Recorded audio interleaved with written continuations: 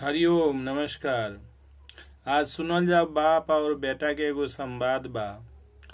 जौन बाबूजी कहत रहे अपना बेटा से कि खर्च बरच करे के होखे तो तू घरे आओ आ ना तो जा जा। तो एक रचना जौन बा भोजपुरी में कही गइल बा, सुनल जाओ। खर्च बरच करे के होखे तो आ जा, ना तो जा रे जा तू जा जा। खर्च बरच करे के होखे तो आ जा, ना तो जा रे जा तू जा जा। ढेबुआ ना कौड़ी बाटे, बियाह कईल जरूरी बाटे। एने ओने गईला से काम ना चली, एगो दुल्हन लेके आ जा। एने ओने गईला से काम ना चली, एगो दुल्हन लेके आ जा, ना तो जा रे जा तू जा जा।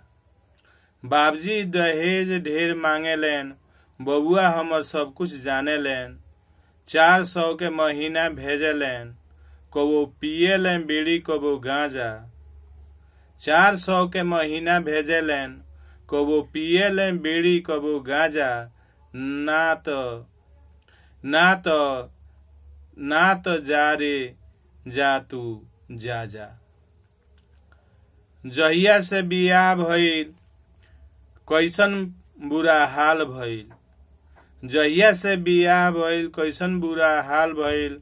घर में भूजी भांग नइखे, बेरी बेरी मांगे ले खाना ताजा।